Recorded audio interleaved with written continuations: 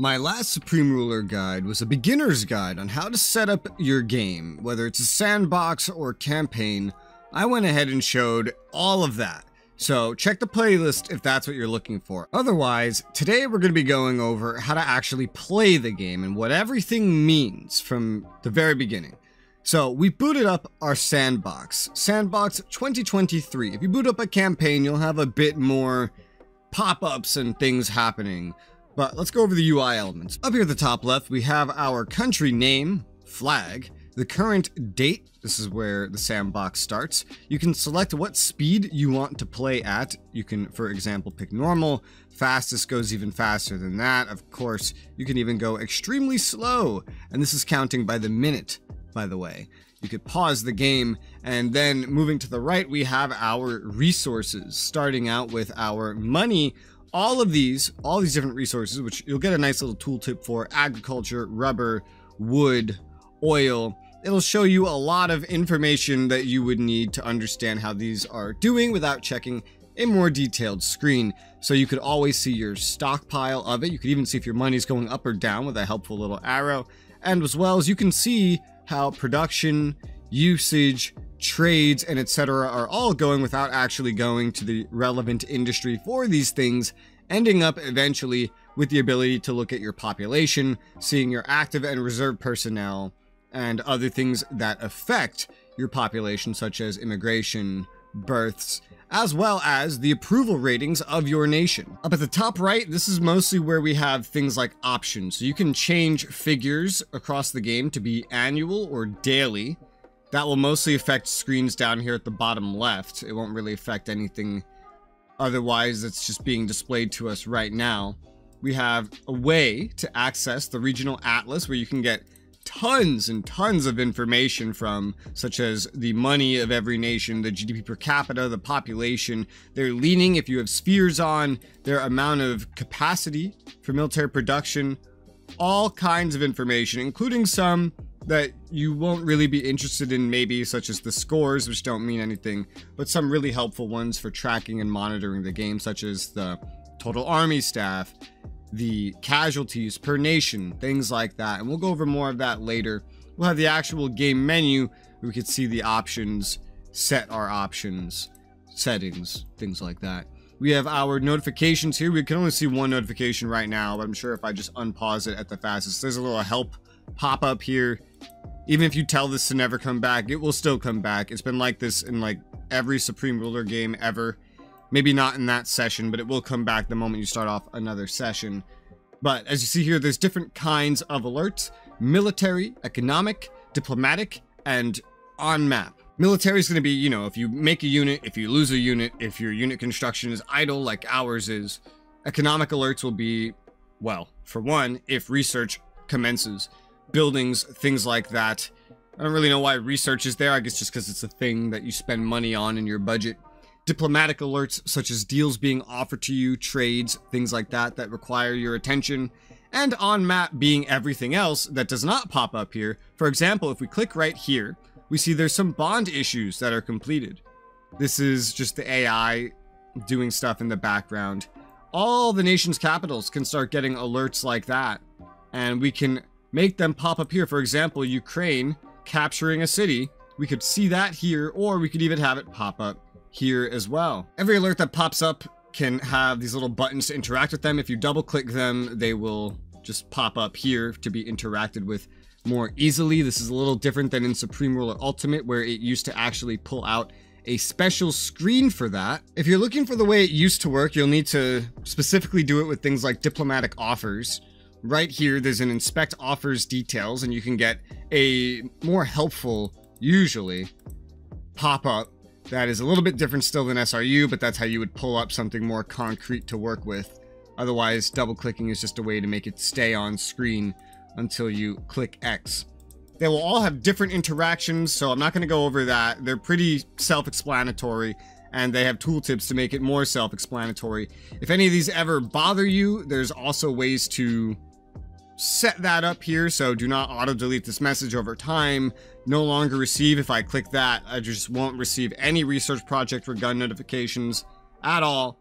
and I can also make it pause every time it tells me a research project has begun. Additionally, it'll pop up some little special events happening on the map up here at the top right. It's usually just the most recent thing.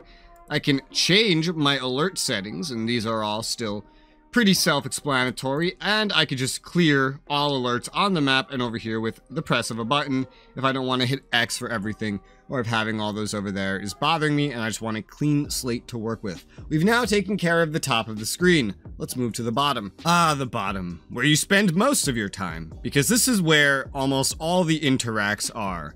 You can even customize this a little bit. No matter what screen you're on, you can minimize this whole thing if you don't like having that there. Same applies over here. On the right, and left, it's as simple as just clicking to pull everything back up. Certain screens can be expanded, like this one. To get more information, it will remember that you expanded it as you go across the different screens. If you want to get more details without using tooltips, well, tooltips are there for those that do not want to focus on expanding. Not everything here can be expanded, but some things can. Let's go generally from left to right, skipping over the cabinet pop-up for now. This is your land tab. This is how you get information on land. Literally. This is a hex-based game, and every hex has information, such as its overall ownership and loyalty, which you can see here.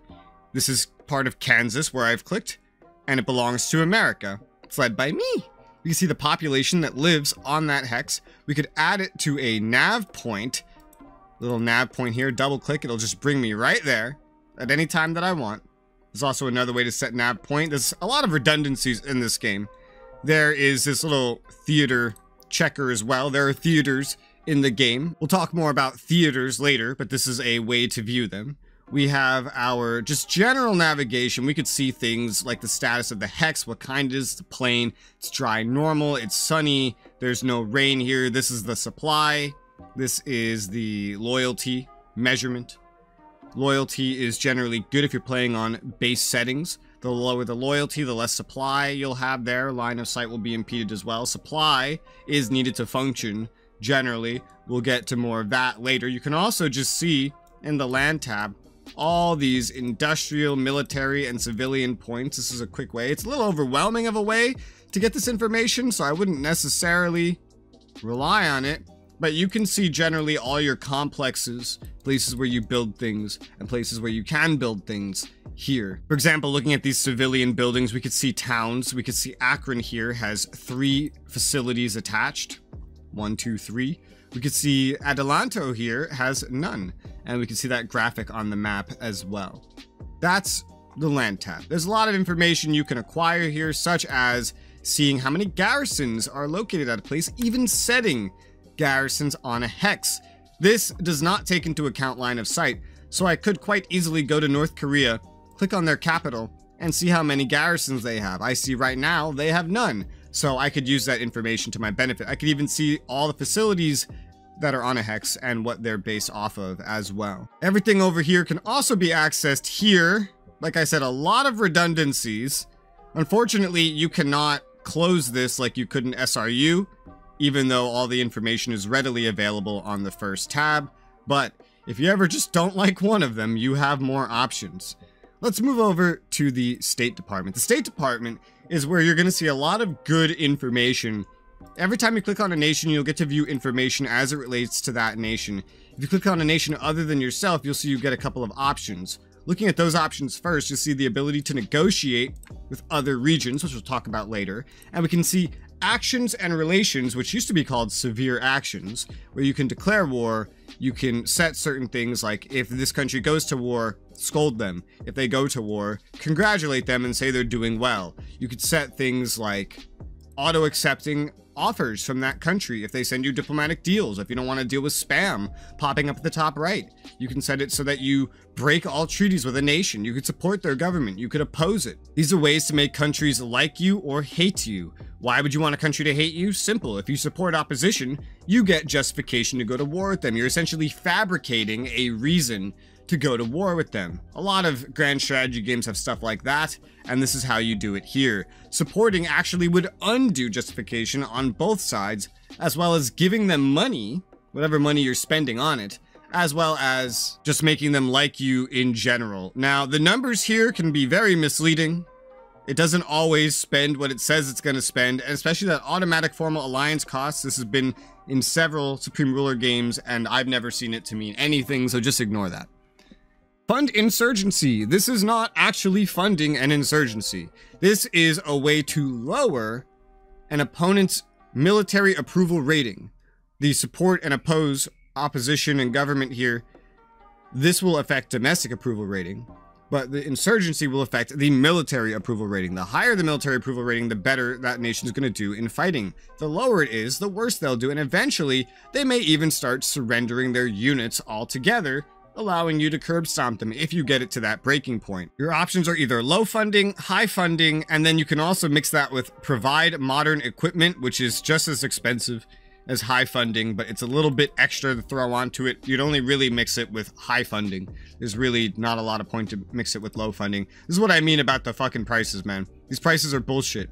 3.13 billion. In a lot of instances in this game, it is not going to tell you the actual price. Everything does not cost 3.13 billion. So just fucking ignore that. It's lying to you.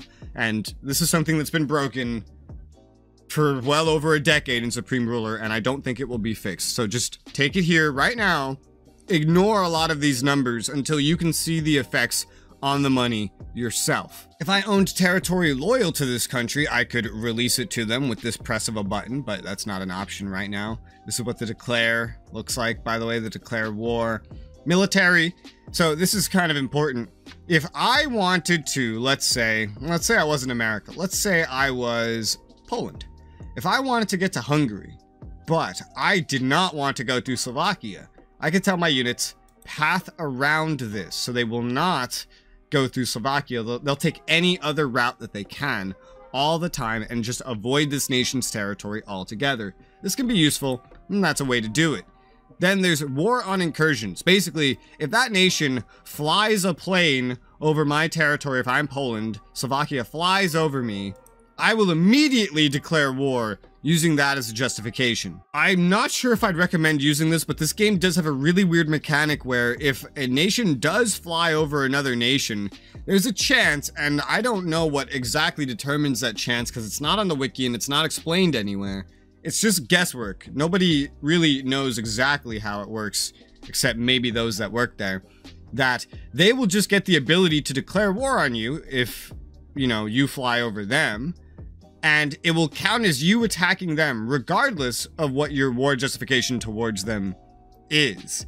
So this could be a way to exploit that on your own side. However, I've seen that it doesn't always work like that. And sometimes you'll declare war and it will very much hurt you because you'll be declaring probably with very little justification just because they flew over you.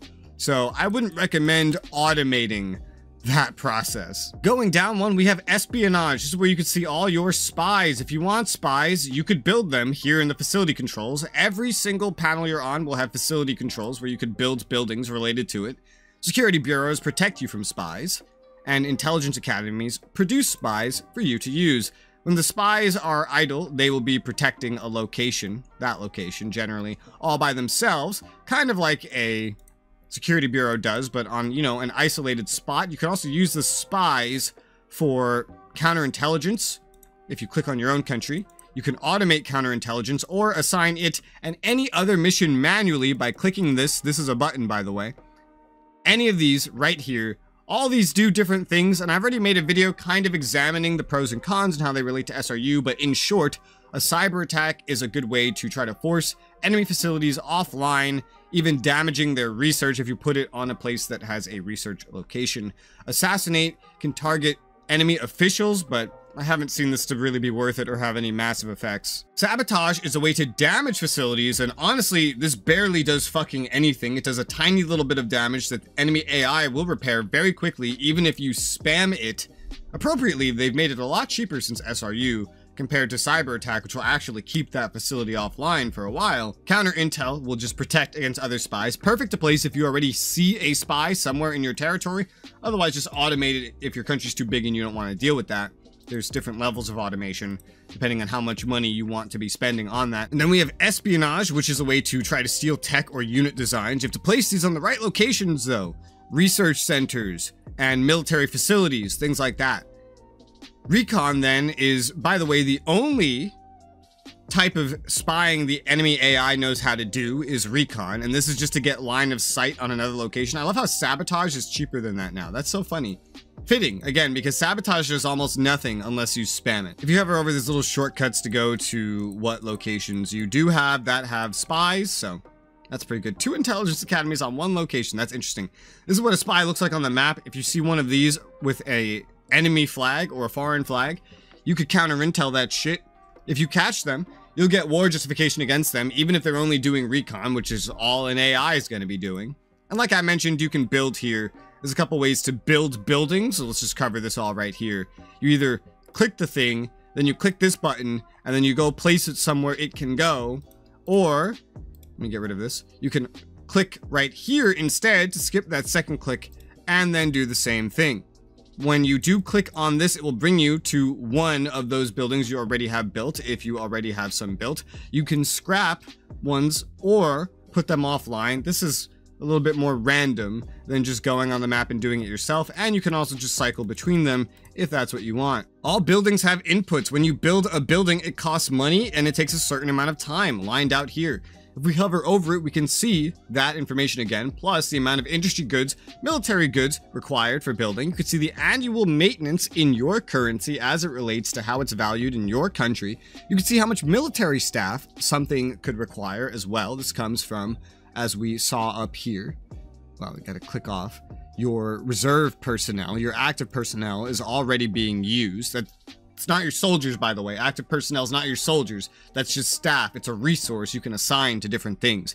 You can see if a building generates any supply. You can see what kind of complex it requires, as well as other stats that we can't really see right now, such as like missile capacity, how far that building can see, because it can have spotting values, and if it has any other military stats over there on the right. Then at the top of all these buttons, you have the cabinet minister, which allows you to set some priorities. This is a new button. Holy crap. It doesn't seem to do anything, but that's a new button. You could see priorities you could assign to your cabinet. They do their best to tell you a lot of this. I've already made a guide of this in SRU to go over every single one of these options, and 99% of the options are the same if you want to go check that out. Some of them are also presented right here, but this is just for automation so that you don't have to do things. And then you could change your funding based on insurgency, support, and espionage to make them more or less effective in the missions and in the settings that you have assigned. Down here, this is new to 2030, you can go ahead and change your flag. There's a bunch of flags already there. If you want to add different flags, you're going to have to mod them in yourself by just putting them into some files. There's guides on how to do that. I'm not covering that in a beginner's guide. You can rename your nation and prefix. So we can be Konglomerat, and you guys can be, I don't know, viewers. Actually, you know, you guys can be bitches if you want. Great, so we have Konglomerat and it's bitches. There you go. Here you can see your government type. Government type does matter, and in no way is anything that matters relating to it communicated in game. There is a wiki with all the information related to this, but in short, certain government types like democracies have a fuck ton of economic bonuses, but you must win elections, which is based on your domestic approval rating. You'll want this to be at least at like 1/3 or roughly, like right now 41%. That's an amazing domestic approval rating because every nation that has elections goes by a 3-party system. There'll be elections every couple years, and you have to win those to stay in power. Depending on your game settings, like we went over in the previous guide, if you lose an election, you could turn into a dictatorship. But a dictatorship is like no bonuses and all debuffs. It's the worst form of government. Theocracies work very similar to democracies in this game. Monarchies, autocracies. Communists are the next ones that really stand out because they kind of trade those economic buffs the democracy has in exchange for a massive economic debuff, I think maybe worse than what a dictatorship has. And instead they get military buffs, and I believe it's better than anything a dictatorship has. But generally, for economy, democracy is the best, and then all the other ones that are not dictatorship and communism are going to be second running. generally don't lose your elections if you could help it. We could then see our population here. This is our current population of every country that we can click on here. You can see the treasury. You can even see some nations are already out of money. You can go into the negatives, but you can take out debt. That is a thing. It's just not on this screen. You can also see if a country has like a lot of debt. There'll be some pop-ups for that, like, hey, significant. This pop-up will be next to government if there's an election coming. You could see when the next election is. You see that there's all these different parties. So there's 3 main parties they'll vote for, and they will also vote for other. So you want to just be able to outperform the other 2 parties. It's the ruling party every time, and no, you cannot change it. And you need to be able to outperform the other votes as well. Assuming you're not clicked on your country, you could see how that country feels about you with 5 happy little bars, like the old YouTube 5-star rating system, and a little name to go alongside it, which in no way are you ever taught anywhere in this game what the different ratings are. It doesn't matter. Just look at the amount of bars being filled and look at the color. Green is good. Red is bad. You can see neutral or at war or allied. There's a little symbol in case you can't read, and there's a little word in case you did learn how to read. Diplomacy, we can see a lot of information about a country, such as the world market opinion. In this game, the world market is like a United Nations that has full control over global trade. It sounds crazy, but that is what it is. Additionally, the world market has a subsidy rate. Basically, you have to pay to be part of this globalist organization. There's no way to opt out of it, and you must pay that fee, and it's based on your size. Your subsidy rate is how much of the fee they pay for you. Additionally, it is a financial bonus to all the trades that you do on their big globalist world market. Not military trades though, that's different, and we'll get to that later. You can see the amount of spies a nation has, kind of like we could see ours earlier, but you can see it for other countries here as well. You can see what government they have. You can see when their next election is, in case it's not too soon. There's not a little alert for it. You can see their treaty integrity, which you could also see right here. Treaty integrity is just a rating of how well you keep to your deals. The higher it gets, the slower it goes up, and it'll go down real fast if you start breaking deals. This is once again your military domestic approval ratings. Military, I've already explained. Domestic is how well you'll perform in those elections, but additionally to that, it is also the determining factor of how money is generated. That is right. The higher this number is, the more money you'll get from your population, especially through taxes. And that's just how it works. So if you support a nation and make their population happier, they're actually going to spawn in more money, not just receive money from you. This is extremely exploitable in multiplayer. If you guys support each other, it creates an effect where the money you spend does not remotely equal the money you're getting each other to generate. Beginner's guide, and you're learning how to exploit multiplayer. Good stuff. There's a lot of that in this game. You can see the allies they have, although this is very misleading. This is including colonies. I'm going to go a little out of my way to disable some of that shit. So now you see a more accurate representation. Unless every single time you boot up this game, you turn this off right here. And this is like a little setting under diplomacy on the right here. And it can be found in like one other location. You will always see allied lists and things like that take colonies into account, and we'll talk about that in a little bit as well. Actually, I can talk about that right now. Colonies are like nations, right? But they're not independent. This is a colony, apparently. Bitches, Puerto Rico. That's right, because we are Konglomerat and we are bitches. That's fucking right. Bitches, Puerto Rico. Took my prefix, put it next to the colony name, so American Puerto Rico would be the default. You can control any of your colonies like it's its own nation. You see how this little flag is here right now? Because right now I'm controlling bitches Puerto Rico. Click on the big flag. Now I'm not controlling it anymore. It will automate itself to an extent.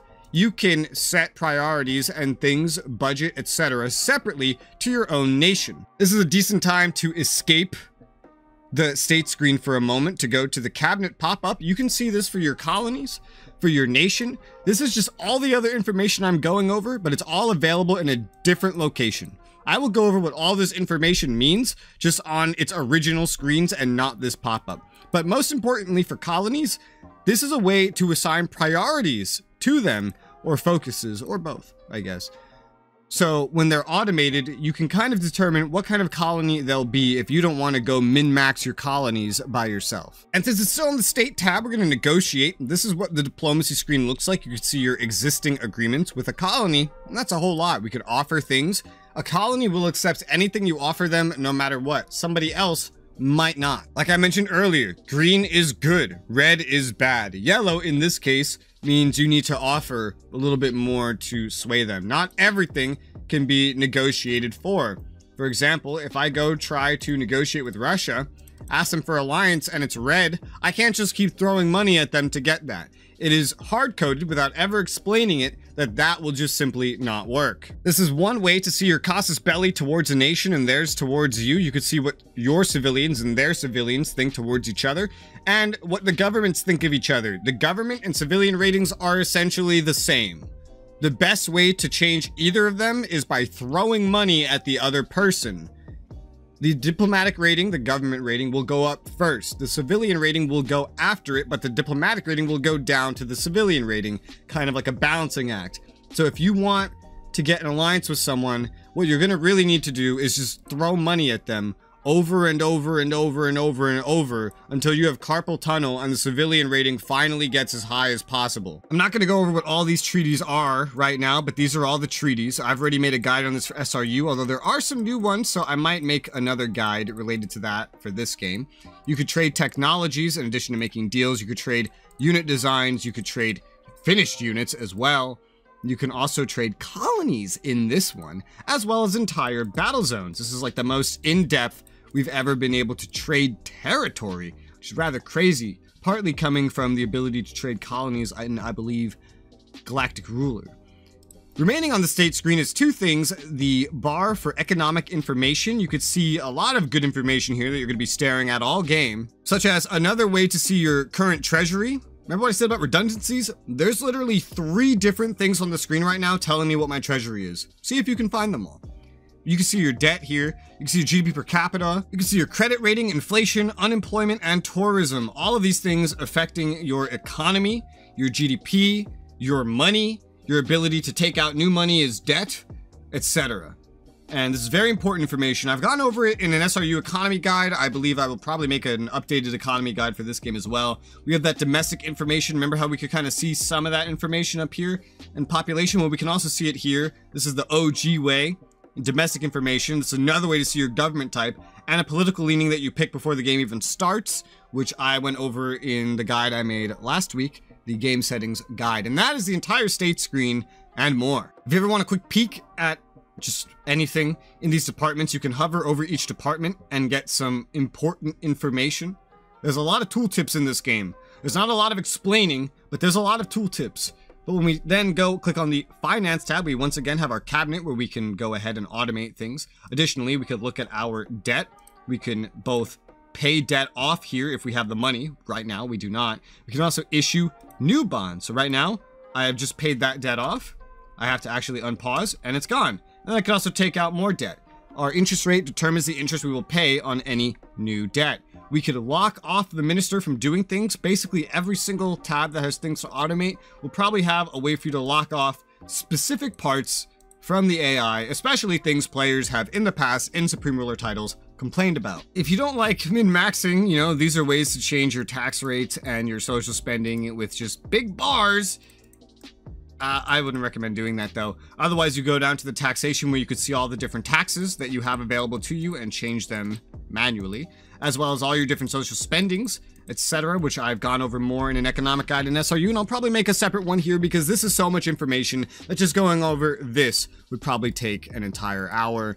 You could see your state expense report, and once again, you could either pull up or tooltip more information out of it to see where you're spending your money, and an income report to see where you're getting your money. This is not entirely covering everything. There are just barely a couple things that won't appear here. This is most of it, and this is that general information we've seen in several pop-ups. Our income, our expenses, you can see our daily surplus deficit.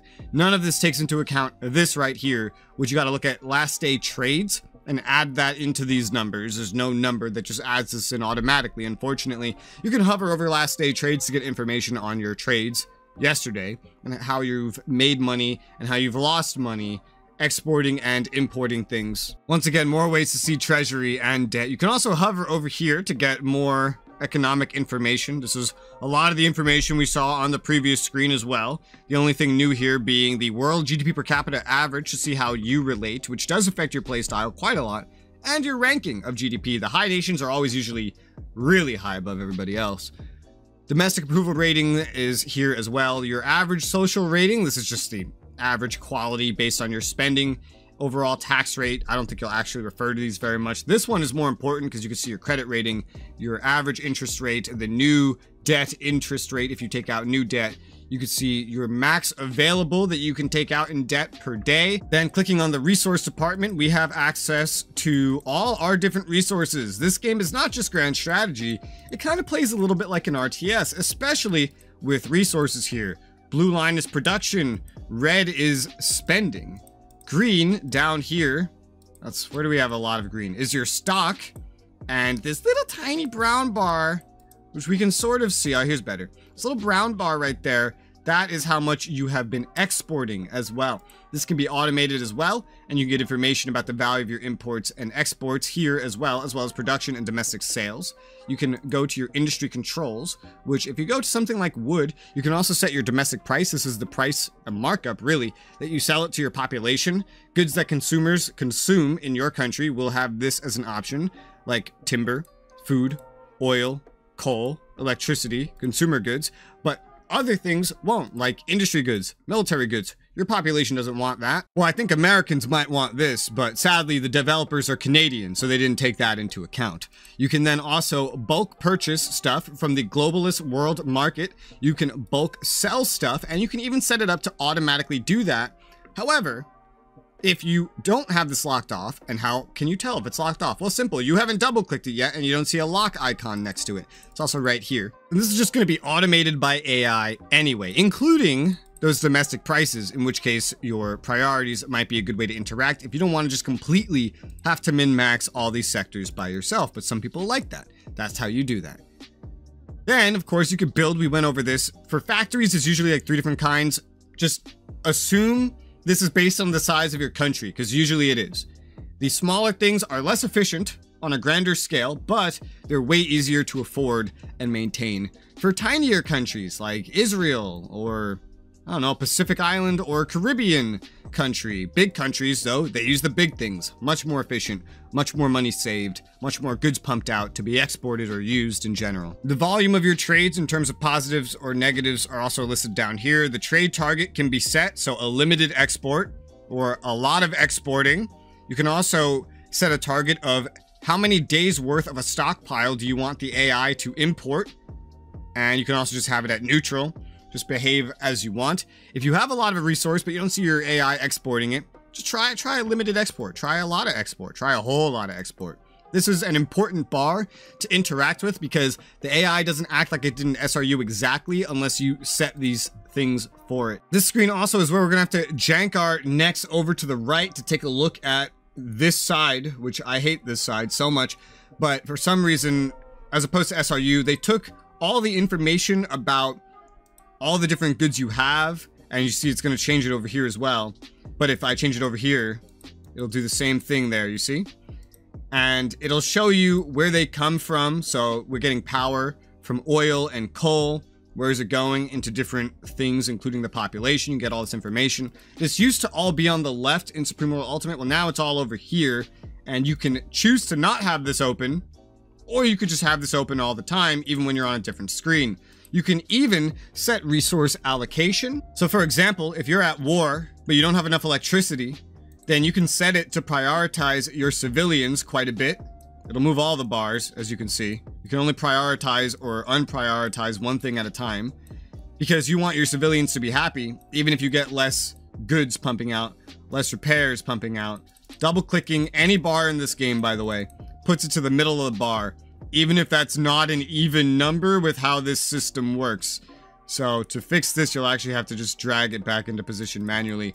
No, you cannot type in numbers. Another thing over here that used to be on the left, but now you have to stare at the complete other side of the screen for, is to see information on resources. For example, if we look at electricity, which this time, it will not change this, so that's just inconsistent. There's a lot of that with this game too, inconsistency and redundancies, but you could see the top producer, the top consumer of certain goods, as well as today's top importer and top exporter.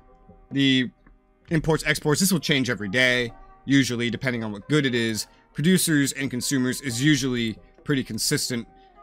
Obviously, America's going to be on top for a lot of these things. Its economy is, of course, omega and massive. And as some homage back to that land tab we were looking at earlier, where you could see all the stuff in your country, well, this is a much easier way to see the stuff in your country right here. All the different facilities, all the different types. You can sort by different things, such as if they're offline, in construction, or scrapping, etc. You could sort by type. That doesn't usually seem to do a whole lot. It's just, yeah, I guess it kind of does. It bumps up certain things together. That's probably a good thing to have. It's probably a pretty good thing to have. It kind of skips the alphabetical, if there is any, though. And you can click on other countries and easily kind of see certain things like, oh, are they making anything? No, no one's making anything. Are they repairing something? Do they have any repairs paused? You know, are they having anything offline or in construction? You could check that kind of information using this very easily. While we're over here, let's just go over everything else. Next, we have over here the unit presence tab. If you click on a hex that has a unit, you could see more information on what's there. It's much better than before. You would just have to hover over here or right click to get that information. You can't even right click to get the information anymore. They got rid of it because they doubled the amount of fucking things that pop up when you right click. So that's probably why.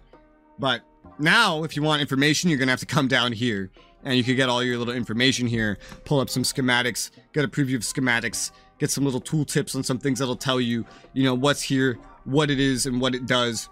There is also the diplomatic status. This is where I went ahead and turned off the including colonies or not including colonies. Do we want to see bitches Guam and Puerto Rico, the bitches Virgin Islands, or not? And you can also sort list of enemies per country. You can sort to see their colonies as well as their allies. You can see the sub-regions that they have. You can see the regional threats. That's what they deem to be a regional threat.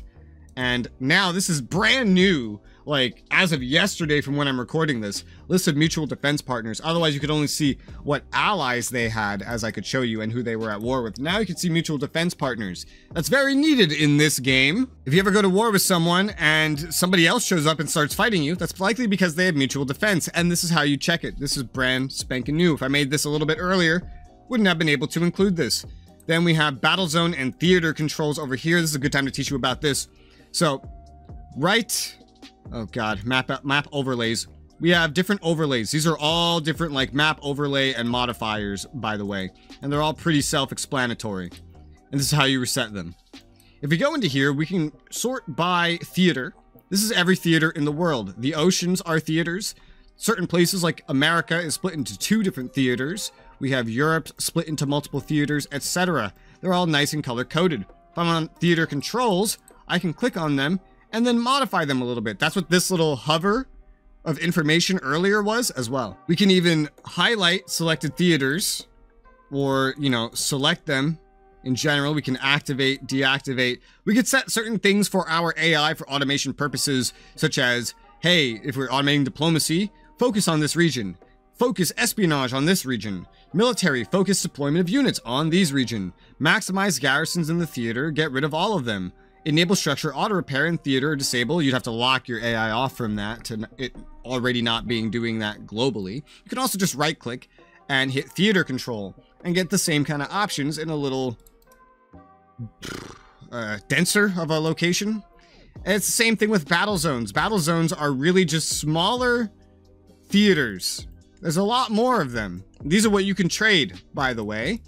And when you right click, you get access to a whole lot of things that I have already gone over, including nav points, the actions against. You could even rename hexes, not in multiplayer, the diplomatic offers, avoiding this region in mobility. These are little shortcuts, as well as some information as well that we have already gone over all of this, actually. Except hotspots. We didn't go over hotspots, but that's pertinent now. You can set a hotspot at a hex that you right click, or on the land tab you could set hotspots here. This is for AI automation in times of war. You could select certain priorities here based on that to meet whatever goal you want. If you automate the AI to a certain extent in military, they will use that system in order to control everything anyway. And now, speaking of military, let's look at this. There are 2 different defense tabs. In this game, they actually chose to name one the command department and the other the defense department. It used to just be like defense tab and defense tab production. That's what it used to be. But in the defense tab, this is how you can see your units. This is how you can set certain levels of automation. There's a lot of different levels of automation. This is like the actual automation for the cabinet minister. Right here, you can set your ROE. Make sure you hit apply once you do set your ROE. Set your initiative, how much freedom you're going to give to your units. If you don't set this stuff, then you just try to jump in having no idea what you're doing. Your military is not going to do very much unless you tell them to. You're going to need to set some of this stuff up all by yourself. You can see what units you have deployed, what units are in reserves. You can narrow it down to land, air, navy, or even missiles as well. Missiles are a huge part of this game, especially being in 2030. You can go ahead and check your alerts. This will change your military doctrine, and it will set a bunch of settings that I wish I could narrow down for you, but it's not consistent. You cannot always trust if it's highlighted. You cannot always trust if that little line is going through the arrow. Just read what it says when you have the tooltip, and what it says is what the case is for pathing around neutral regions or not, for air, sea, subs, whether or not you're going to use rail transport. You'd think like highlighting rail transport would be like, oh, that means use it, right? No, it means don't use it. Not allowed. And even engaging on neutral incursions. It's very inconsistent. Just make sure you read what's written. That's the one thing that is consistent. You can allow chemical weapons if you have them, although you probably won't have them considering this is 2030 and this game only has chemical weapons implemented for one specific bit of artillery in 1914. And then nuclear weapons permission on as well. This both limits you as the player as well as AI if you've given them permission to do this. You can even allow or disallow movement in specific locations such as Panama and the Suez. If you go to war, expect this screen right here to have something other than peace written and then tell you how much money you're spending a year on this word right here and what bonuses it is giving you. No, you cannot really change it. You sort of can. You have to go to the defense department because the command department, even though it has space, they did not put this button here. And you'd have to specifically say like decrease or increase unit readiness, things like that. So that's what that is. You can also set up battle groups, and I've made a whole video on battle groups already, but this is a way for min-maxing your control over units. You could set up units as battle groups and control them together, either in small groups or large groups. You can narrow down by the unit types again, assign them a leader that you can control them through. It's not an actual leader, it's just like a reference unit for controlling the entire battle group itself. You could use filters to narrow down the type of unit more as well. You can even reset the filters, and you can select force types here if you just want to auto-generate one. It's pretty simple. You can automate battle groups once they're there, which I mean is already a default without battle groups, but it's a good way to mess with like mixing up you manually controlling units, whereas other things you leave automated, changing in and out. It's a good organizational tool, but you're gonna have to find your own way on how to use it. Then we have strategic targeting here. This is moved from the prior game. This is to use nukes. That's it. This is to use nukes. That's all this is for. You can select, oh, the allies of the target, the enemies of our region, all of them or not. You could select a specific target as well, pick a country, go for like what your targets are going to be. You cannot pick a specific hex unless you load up the nuke yourself and launch it yourself. If you're using nuclear silos, you know, the real big nukes, this is the only way you could launch them, and then no, you won't be able to pick a specific hex. Only things that go in like planes or RD launchers or subs can be used to target a specific hex, and I have videos already, guides and other 2030 videos covering that stuff already. I'll probably make more. Simply to use it, you know, you find the type of thing you want to use, and you're gonna have to move that missile to the pool, but you'll also need a platform to the pool as well. These are the buttons. These are how you control that and add them over here. The big red button is to launch once you have everything set up and once it says that you can. There's a slew of different options here to interact with your units, and there's even more. These are all your unit orders. They're pretty self-explanatory, but I'll probably go over them more in depth in other guides. And I've kind of already gone over that in other videos as well. And then in our defense production department, this is more specific to actually just pumping out units. This is how we pump out units, different types of units. Double click to get information. Click right here if you want to like exclude, standardize, or favorite them. However, this is broken, as you can see. If you go down far enough, it's been like this for months. It'll probably get fixed one day. The patches for this game come in at snail speed. Some things never get fixed. You can narrow down to only units you have favorited.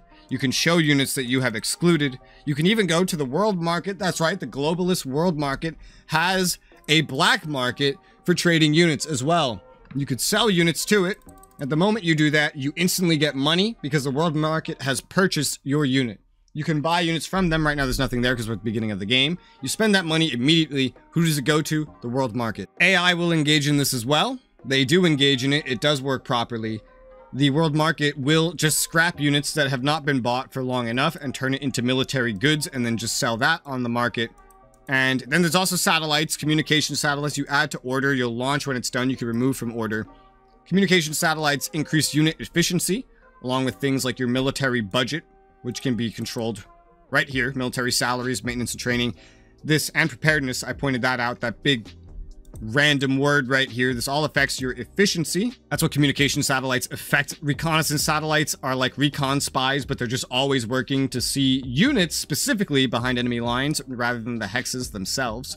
And missile defense to shoot missiles out of the sky that are being shot at you.